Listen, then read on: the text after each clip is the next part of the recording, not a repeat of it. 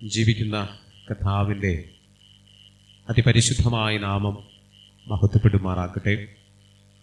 അനുഗ്രഹപൂർണമായ ഈ ആരാധനയിൽ നമുക്കൊരുമിച്ച് പങ്കുചേരുവാൻ സർവശക്തനായ ദൈവം നൽകിയ ഈ നല്ല അവസരത്തെ ഓർത്ത് ഞാൻ ദൈവത്തെ സ്തുതിക്കുന്നു. 2023 വർഷത്തിൽ ആദ്യ ഞായറാഴ്ച ആരാധനയിൽ പങ്കെടുത്തതായ നമുക്കെല്ലാവർക്കും ഈ അവസാനത്തെ ഞായറാഴ്ച ആരാധനയിലും പങ്കെടുക്കുവാൻ ഒരുമിച്ച് ദൈവാലയത്തിനുള്ളിലായിരുന്നു കൊണ്ട് സർവശക്തനായ ദൈവത്തെ ആരാധിക്കുവാനും മഹത്വപ്പെടുത്തുവാനും ദൈവം നമുക്ക് ഭാഗ്യമൊരുക്കി. നമ്മുടെ ആയുസ്സിനെ സംരക്ഷിച്ചു, നമ്മുടെ ആരോഗ്യത്തെ സംരക്ഷിച്ചു. തമ്പുരാൻ നമ്മെ നടത്തുവാനിടയായി. പ്രിയമുള്ളവരെ, ഇതിനൊന്നും ഒരുപക്ഷെ നമ്മൾ ആരും യോഗ്യരല്ല. എങ്കിലും ദൈവത്തിൻ്റെ മഹാകരുണയാൽ, ദൈവത്തിൻ്റെ മഹാകൃപയാൽ ഈ നന്മകളൊക്കെ ജീവിതത്തിൽ അനുഭവിക്കുവാൻ കർത്താവ് നമുക്ക് ഭാഗ്യമൊരുക്കി. ചില മണിക്കൂറുകൾ കൂടി കഴിയുമ്പോൾ നമ്മൾ പുതിയൊരു വർഷത്തിലേക്ക് പ്രവേശിക്കുകയാണ്. കാത്തിരുന്നതായ പുതിയൊരു വർഷത്തിലേക്ക് പ്രാർത്ഥനയോടുകൂടെ പ്രവേശിക്കുവാൻ ദൈവം തൻ്റെ പരിശുദ്ധയാത്മാവിനാൽ നാം എല്ലാവരെയും സഹായിക്കുമാറാകട്ടെ. ഇന്ന് ഈ ആരാധനയിൽ ചിന്തയ്ക്കാധാരമായി വേർതിരിച്ചിരിക്കുന്നതായ കുറിവാക്യം നാം പാഠഭാഗമായി വായിച്ചു കേട്ട എഫേസർക്ക് എഴുതിയ ലേഖനം 3-ാം അധ്യായം അതിൻ്റെ 14-15 വാക്യങ്ങൾ. അപ്പോസ്തലനായ പൗലോസ് എഫേസർക്ക് എഴുതിയ ലേഖനം 3-ാം അധ്യായം അതിൻ്റെ 14-15 വാക്യങ്ങൾ ഇപ്രകാരം നമ്മെ പഠിപ്പിക്കുന്നു. അതുനിമിത്തം ഞാൻ സ്വർഗത്തിലും ഭൂമിയിലുമുള്ള സകല കുടുംബത്തിനും പേർ വരുവാൻ കാരണമായ പിതാവിൻ്റെ സന്നിധിയിൽ മുട്ടുകുത്തുന്നു. അപ്പോസ്തലനായ പൗലോസിൻ്റെ വാക്കുകളാണ്. അതുനിമിത്തം ഞാൻ സ്വർഗത്തിലും ഭൂമിയിലുമുള്ള സകല കുടുംബത്തിനും പേർ വരുവാൻ കാരണമായ പിതാവിൻ്റെ സന്നിധിയിൽ മുട്ടുകുത്തുന്നു. എന്തിനാണ് നാം ദൈവസന്നിധിയിൽ മുട്ടുമടക്കുന്നത്? എന്തിനാണ് നാം ദൈവസന്നിധിയിൽ മുട്ടുമടക്കുന്നത്? കൊച്ചുമക്കളെ, എന്തിനാ നമ്മൾ പള്ളിയിൽ വന്ന് മുട്ടുമടക്കുന്നത്? എന്തിനാണ്? പ്രാർത്ഥിക്കാൻ, അല്ലേ? പ്രാർത്ഥനയ്ക്കായി ദൈവസന്നിധിയിൽ നാം മുട്ടുമടക്കുകയാണ്. നാം ദൈവത്തോട് അപേക്ഷ കഴിക്കുവാനായി, നമ്മുടെ ജീവിത ഭാരങ്ങളെ ദൈവസന്നിധിയിൽ ഇറക്കി വയ്ക്കുവാനായി, ദൈവത്തിൽ നിന്നുള്ളതായ ദാനങ്ങൾ ജീവിതത്തിൽ നാം അനുഭവിക്കുവാനായി ദൈവസന്നിധിയിൽ നാം മുട്ടുമടക്കുകയാണ്. ഇവിടെ അപ്പോസ്തലനായ പൗലോസ് പറയുകയാണ്, സ്വർഗത്തിലും ഭൂമിയിലും ഉള്ളതായ സകല കുടുംബങ്ങൾക്കും പേര് വരുവാൻ കാരണഭൂതനായ തമ്പുരാന്റെ മുൻപിൽ ഞാൻ മുട്ടുമടക്കുകയാണ്. എന്തിനു വേണ്ടിയാ? എല്ലാ കുടുംബത്തിൻ്റെയും അനുഗ്രഹത്തിനു വേണ്ടി പ്രാർത്ഥിക്കുവാൻ, എല്ലാ കുടുംബത്തിൻ്റെയും അനുഗ്രഹത്തിനു വേണ്ടി പ്രാർത്ഥിക്കുവാൻ. പ്രിയമുള്ളവരെ, ഒരു കുടുംബത്തെ സംബന്ധിച്ചിടത്തോളം, ഒരു ഭവനത്തെ സംബന്ധിച്ചിടത്തോളം, ആ ഭവനത്തിൻ്റെ അല്ല എങ്കിൽ ആ കുടുംബത്തിൻ്റെ നിലനിൽപ്പ് എന്ന് പറയുന്നത് പ്രാർത്ഥനയാണ്. ഹല്ലേലൂയ. ഒരു ഭവനത്തിൻ്റെ, ഒരു കുടുംബത്തിൻ്റെ നിലനിൽപ്പ് എന്ന് പറയുന്നത് പ്രാർത്ഥനയാണ്.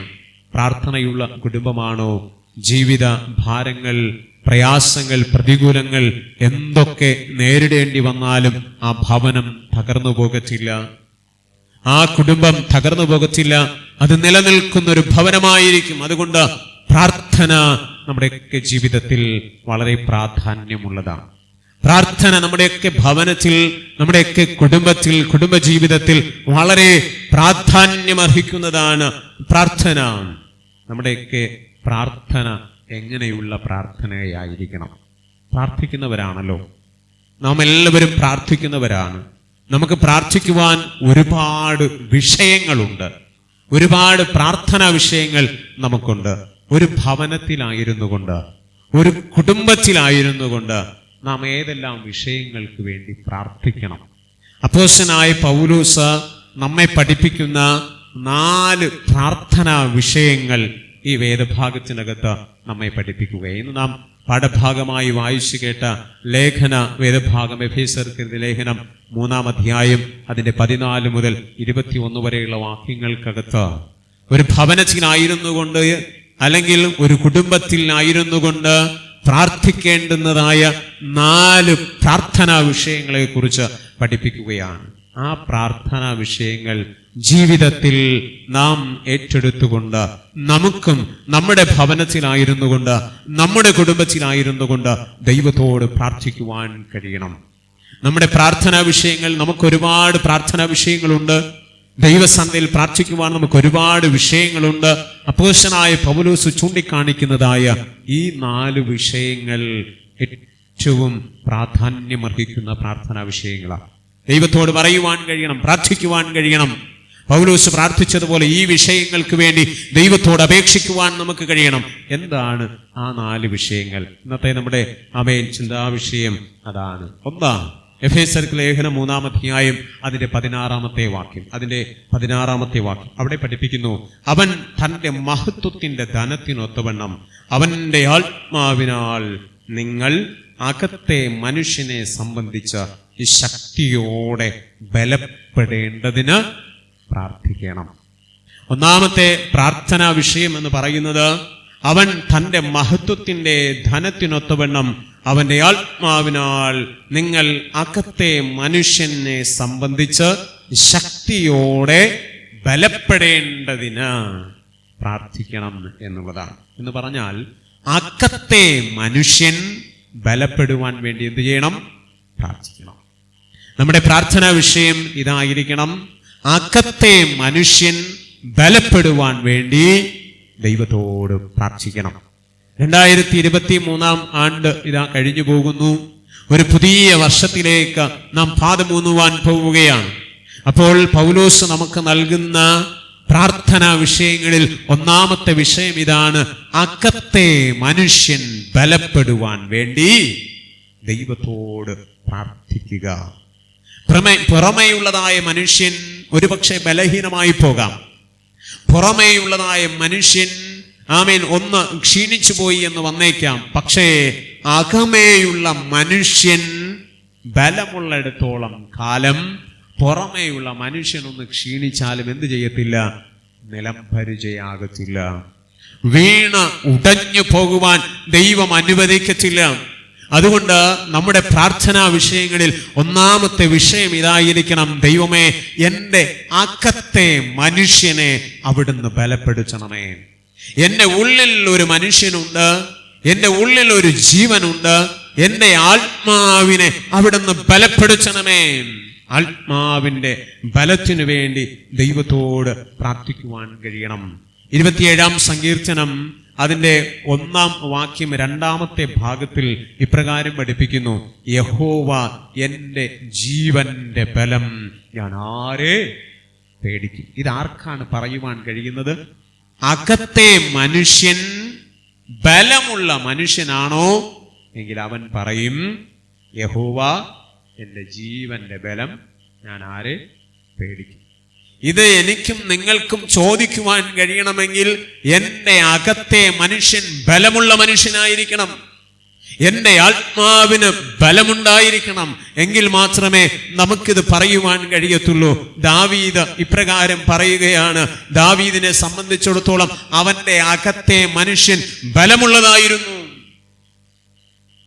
ദാവീദ് ആടുകളെ മേച്ചുകൊണ്ടിരിക്കുമ്പോൾ തൻ്റെ ആടുകളെ പിടിക്കുവാൻ സിംഹം വന്നു, കരടി വന്നു. ഇസ്രായേൽ ജനത്തിന് നേരെ യുദ്ധം ചെയ്യുവാനായി ഗോലിയാത്ത് വന്നു.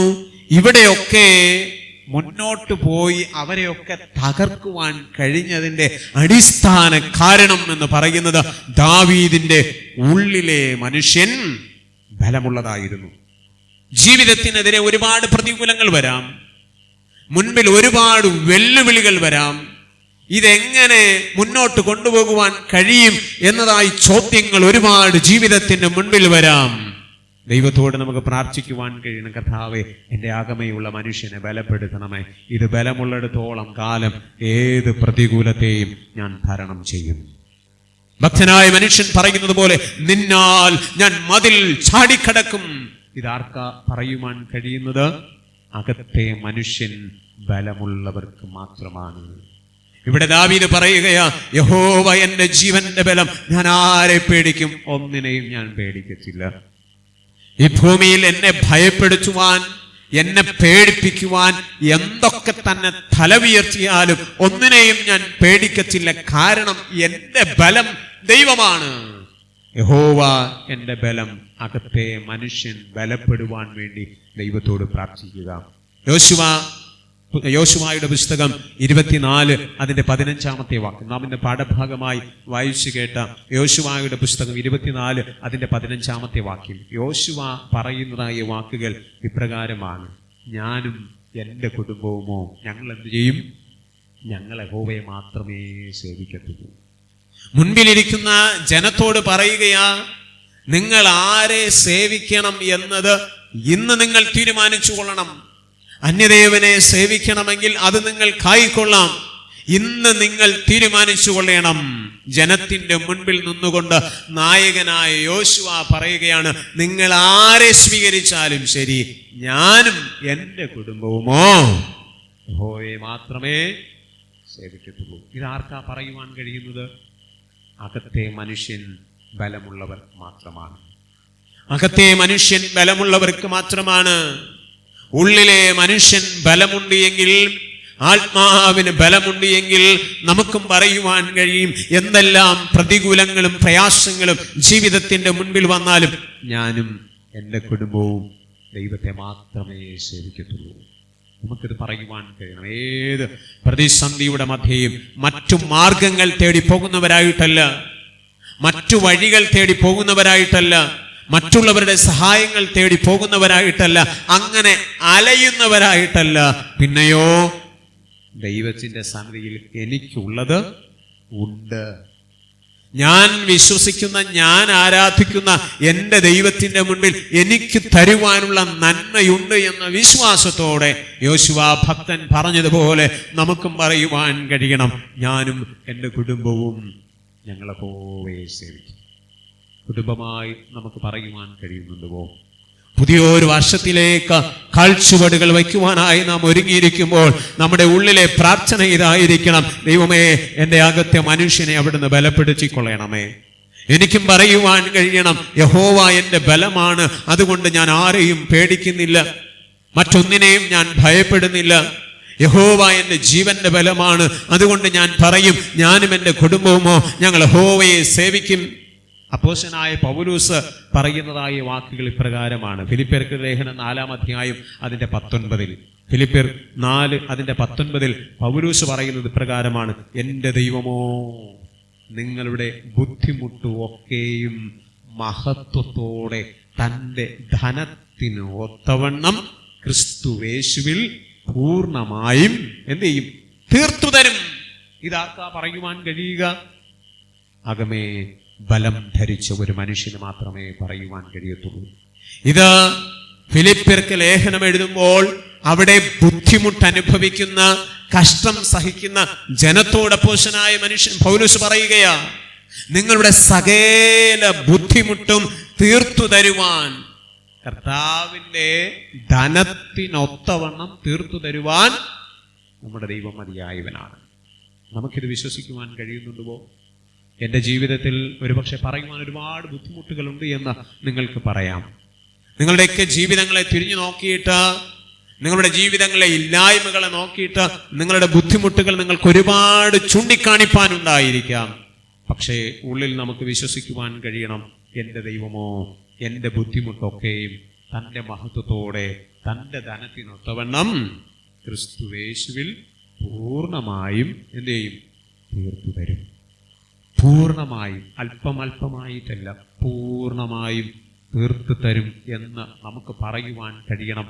ഇല്ല എങ്കിൽ വിശ്വസിക്കുവാൻ കഴിയണമെങ്കിൽ അകത്തെ മനുഷ്യൻ ബലമുള്ളതായിരിക്കണം. അകത്തെ മനുഷ്യൻ ബലമുള്ളതായിരിക്കണം.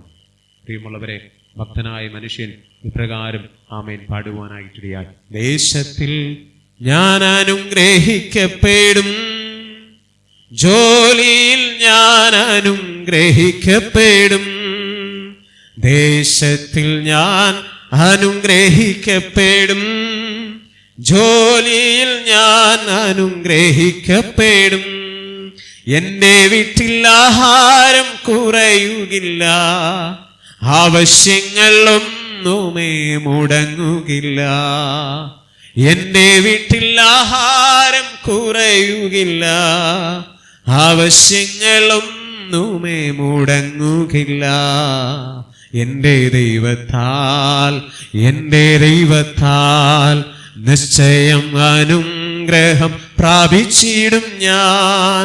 തന്റെ വചനം പോലെ ഞാൻ ചെയ്യും, തന്റെ വഴിയിൽ തന്നെ നടക്കും.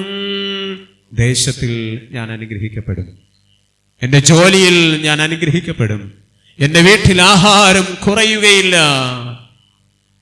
ആമേൻ. ദൈവം എന്നെ അനുഗ്രഹിക്കുക തന്നെ ചെയ്യും. ഇതാർക്കാ പറയുവാൻ കഴിയുക? ഉള്ളിൽ ബലമുള്ള ഒരു മനുഷ്യനാണ്. 2024 ആണ്ടിൽ ഉൾബലമുള്ള, അകത്തെ മനുഷ്യൻ ബലമുള്ള ഒരു മനുഷ്യനായി ഈ ഭൂമിയിൽ നമുക്ക് ജീവിക്കുവാൻ കഴിയണം.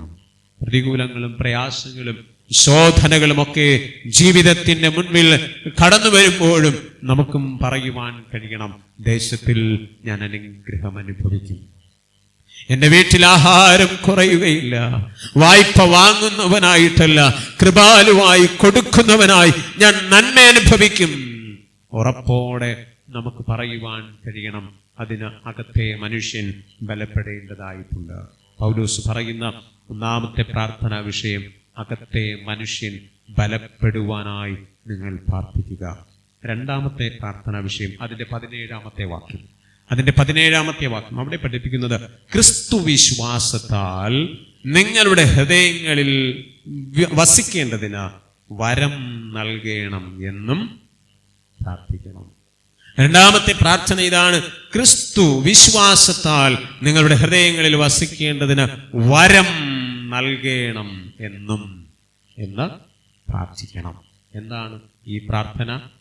ആത്മീക വരത്താൽ നിറയുവാൻ എന്നെ സഹായിക്കണമേ. കർത്താവേ, നിന്റെ വരങ്ങളെ എനിക്ക് നൽകണമേ. ഇവിടെ അപ്പോസ്തലനായ പൗലോസ് നമ്മെ പഠിപ്പിക്കുന്നത് അതാണ്. കർത്താവേ, ആത്മീക വരങ്ങളാൽ നിറയുവാൻ. ദൈവം നൽകുന്ന ഒരുപാട് വരങ്ങളുണ്ട്. ആത്മീകമായ വരങ്ങളും നൽകുന്നുണ്ട്, ഭൗതികമായ വരങ്ങളും നൽകുന്നുണ്ട്. ദൈവത്തോട് പറയുവാൻ കഴിയണം, കർത്താവേ, ഏറ്റവും അധികമായി ഞാൻ ആഗ്രഹിക്കുന്നത് ആത്മീകമായ വരങ്ങളാണ്. ആ വരങ്ങളെ നീ എനിക്ക് തരണമേ. ദൈവത്തോട് പ്രാർത്ഥിക്കുവാനായിട്ട് കഴിയണം. 1 കൊരിന്ത്യർക്ക് ലേഖനം 12-ാം അധ്യായം അതിന്റെ 31-ാമത്തെ വാക്യം. 1 കൊരിന്ത്യർ 12 അതിന്റെ 31-ാമത്തെ വാക്യം. അവിടെ ആമേൻ പൗലോസ് പഠിപ്പിക്കുന്നത് പ്രകാരമാണ്, ശ്രേഷ്ഠ വരങ്ങളെ നിങ്ങൾ വാഞ്ചിക്കുക. ശ്രേഷ്ഠമായ വരങ്ങളെ നിങ്ങൾ വാഞ്ചിക്കുക. എന്താണ് ശ്രേഷ്ഠമായ വരങ്ങൾ?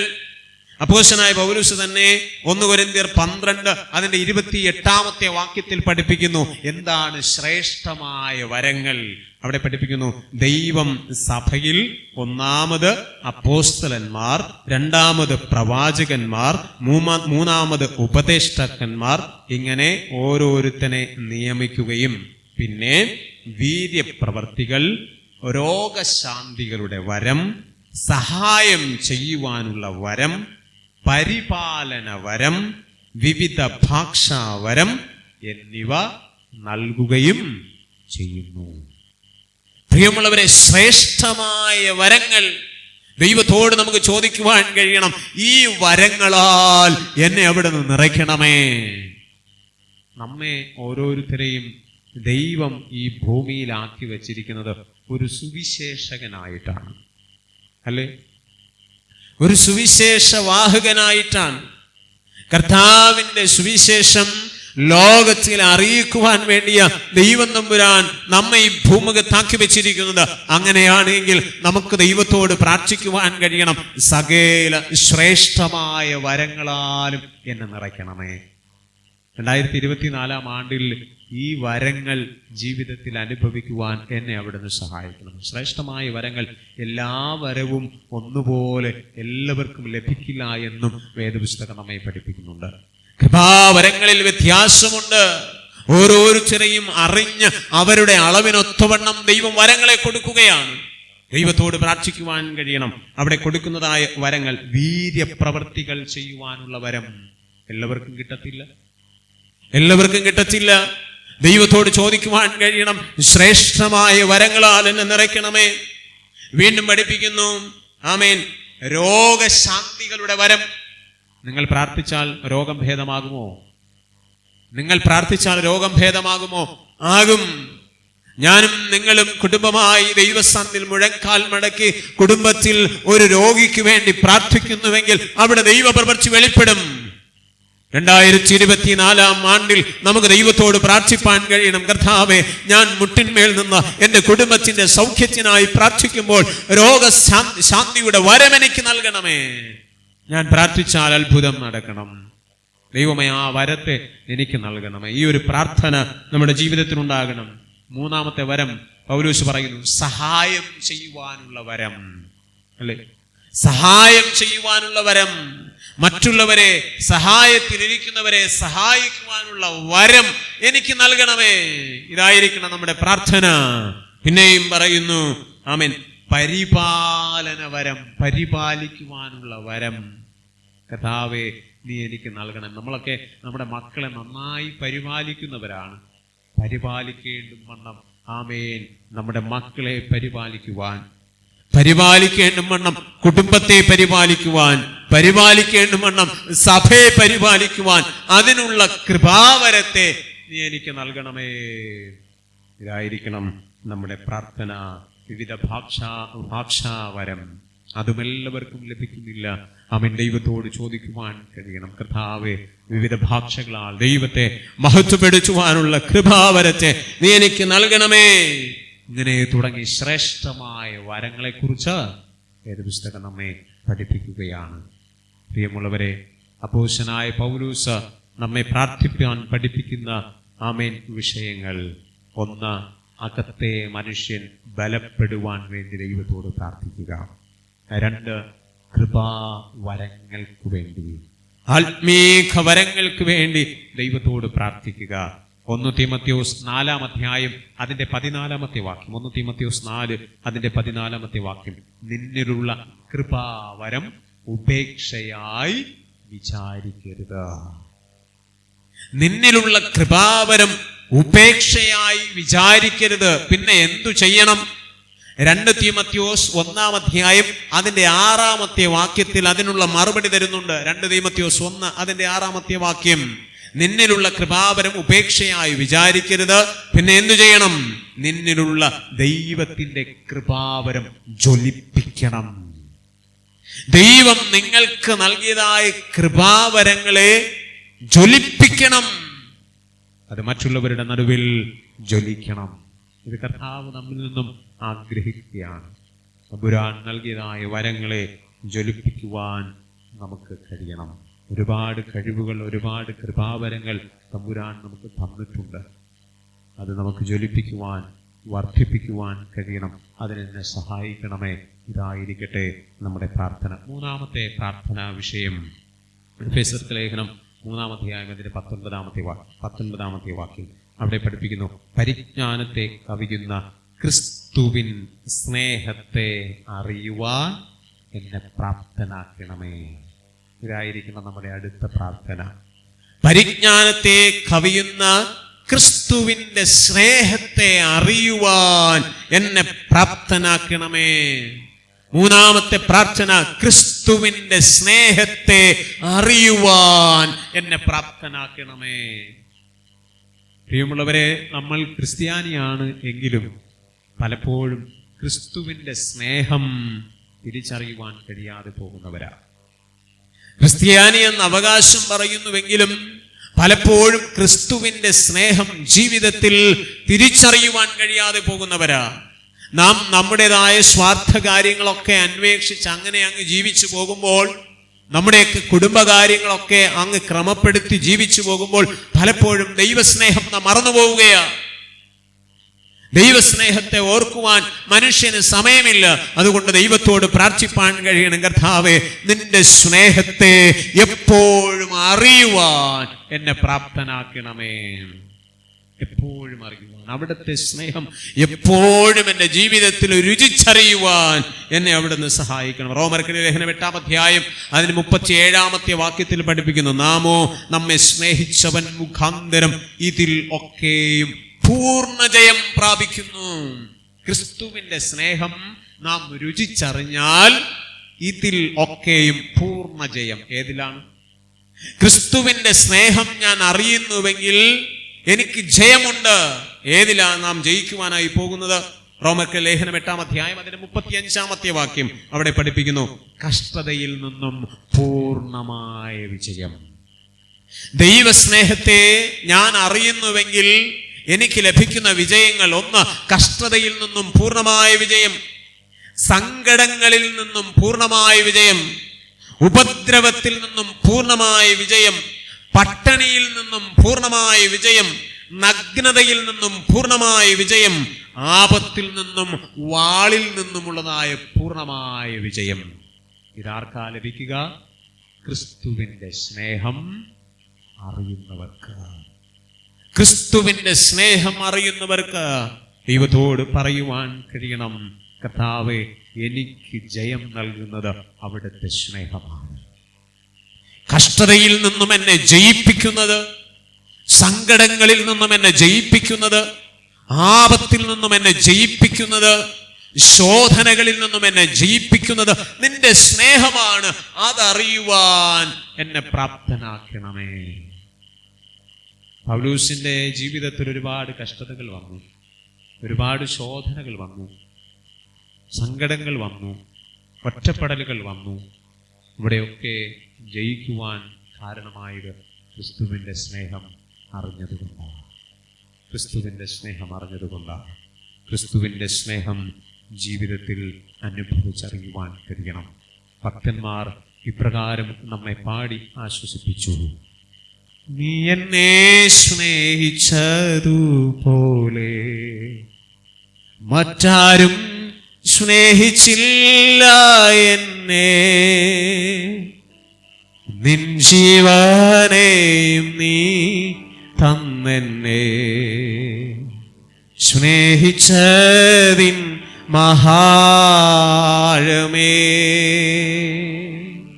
സ്നേഹിക്കും ഞാൻ നിന്നെ എല്ലാറ്റിനേക്കാളും യേശുവേ, സ്നേഹിക്കും ഞാൻ നിന്നെ എൻ ജീവനേക്കാളും യേശുവേ. ദൈവത്തോട് പ്രാർത്ഥിക്കുവാൻ കഴിയണം, വരുന്ന പുതുവർഷത്തിൽ നിന്റെ സ്നേഹം അറിയുവാൻ എന്നെ സഹായിക്കണമേ. അവിടുത്തെ സ്നേഹം അടുത്തറിഞ്ഞ് ജീവിപ്പാൻ എന്നെ അവിടുന്ന് പ്രാപ്തനാക്കണമേ. ആ സ്നേഹം ഞാൻ അറിയുന്നുവെങ്കിൽ ഇതിലൊക്കെയും പൂർണ്ണ ജയം. കഷ്ടതകൾ വരാം. ഇന്നലകളിൽ കണ്ട കഷ്ടതകളല്ല വരുവാനിരിക്കുന്നത്. ഇന്നലകളിൽ വന്നതായ ശോധനകളല്ല ഒരുപക്ഷെ ഇനി നമ്മിൽ വരുവാനിരിക്കുന്നത്. അതിലുമൊക്കെ അപ്പുറമായതായിരിക്കാം. പക്ഷേ അവിടെയും ദൈവസ്നേഹത്തെ അറിയുവാൻ എന്നെ പ്രാപ്തനാക്കണമേ. ഇതായിരിക്കട്ടെ നമ്മുടെ പ്രാർത്ഥന. അവസാനമായി ഒരു പ്രാർത്ഥനാ വിഷയം കൂടി, അതിന്റെ 19-ാമത്തെ വാക്യം, എഫേസ്യർക്ക് ലേഖനം 3 അതിന്റെ 19-ാമത്തെ വാക്യം അവിടെ പഠിപ്പിക്കുന്നു, ദൈവത്തിന്റെ എല്ലാ നിറവിനോളവും നിറഞ്ഞു വരേണം എന്നും ഞാൻ പ്രാർത്ഥിക്കുന്നു. ദൈവത്തിന്റെ എല്ലാ നിറവിനോളവും നിറഞ്ഞു വരുവാൻ. എന്താണ് ദൈവത്തിന്റെ നിറവ്? ദൈവം ഏതിലാണ് നിറഞ്ഞത്? റോമർക്ക് ലേഖനം 15 അതിന്റെ 14-ാമത്തെ വാക്യം. റോമർക്ക് ലേഖനം 15 അതിന്റെ 14-ാമത്തെ വാക്യം അവിടെ പഠിപ്പിക്കുന്നു, സഹോദരന്മാരെ, നിങ്ങൾ തന്നെ ദയാപൂർണരും സകല ജ്ഞാനവും നിറഞ്ഞവരും അന്യോന്യം പ്രബോധിപ്പിപ്പാൻ പ്രാപ്തരും ആകുന്നു എന്ന് ഞാൻ നിങ്ങളെ കുറിച്ച് ഉറച്ചിരിക്കുന്നു. പൗലോസിന്റെ വാക്കുകളാണ്. ഇവിടെ നിന്നും നമുക്ക് കാണുവാൻ കഴിയുന്നത് ക്രിസ്തുവിന്റെ നിറവാണ്. ദയാപൂർണനാണ് നമ്മുടെ ദൈവം. അതുപോലെ നാം എന്ത് ചെയ്യണം? ദയാപൂർണരായി തീരണം, ദയയുള്ളവരായി തീരണം. സ്നേഹത്തിൽ സമ്പൂർണനാണ് നമ്മുടെ ദൈവം. അപ്പോൾ നമ്മൾ എങ്ങനെ വളരണം? സ്നേഹത്തിൽ പൂർണ്ണരായി വളരണം. ആമേൻ. സകല ജ്ഞാനം കൊണ്ടും നമ്മുടെ ദൈവം സമ്പന്നനാണ്. അപ്പോൾ അതുപോലെ നാമും ജ്ഞാനത്തിൽ നിറയണം. അതുപോലെ നമ്മുടെ ദൈവം ക്ഷമാശീലനാണ്. നമ്മളും എന്ത് ചെയ്യണം? ക്ഷമാശീലമുള്ളവരായി തീരണം. കർത്താവിൻ്റെ ആമേൻ എല്ലാ നിറവിനോളവും നിറഞ്ഞു വരുവാൻ നമുക്ക് കഴിയണം. കർത്താവിനുണ്ടായിരുന്ന ക്ഷമ നമുക്കുണ്ടാകട്ടെ. കർത്താവ് സ്നേഹിച്ചതുപോലെ ആമേൻ സ്നേഹിക്കുവാൻ നമുക്ക് കഴിയണം. കർത്താവിനുണ്ടായിരുന്ന ദയ നമുക്കുമുണ്ടാകട്ടെ. കർത്താവ് ആമേൻ ചെയ്തതായ ശുശ്രൂഷ നമ്മുടെയും ജീവിതത്തിൽ നമുക്ക് ഏറ്റെടുക്കുവാൻ കഴിയണം. എല്ലാ നിറവിനോളവും കർത്താവ് ജ്ഞാനത്തോടെ ആമേൻ പെരുമാറിയതുപോലെ, ജ്ഞാനത്തോടെ ശുശ്രൂഷ ചെയ്തതുപോലെ നിറവിനോളം നിറഞ്ഞു വരുവാൻ എന്നെ അവിടുന്ന് സഹായിക്കണമേ. അപ്പോസ്തലനായ പൗലോസ് നമ്മെ പഠിപ്പിച്ച 4 പ്രാർത്ഥനാ വിഷയങ്ങൾ 2024 ആണ്ടിലേക്ക് നാം കാലൂന്നുമ്പോൾ, പ്രവേശിക്കുമ്പോൾ ഈ പ്രാർത്ഥനാ വിഷയങ്ങൾ നമ്മുടെ ജീവിതത്തിൽ ഉണ്ടാകട്ടെ. അകത്തെ മനുഷ്യൻ ബലപ്പെടുവാൻ ദൈവമേ എന്നെ അവിടുന്ന് സഹായിക്കണമേ. എൻ്റെ അകത്തെ മനുഷ്യനെ അവിടുന്ന് ബലപ്പെടുത്തണമേ. ഇതായിരിക്കണം ഒന്നാമത്തെ നമ്മുടെ പ്രാർത്ഥന.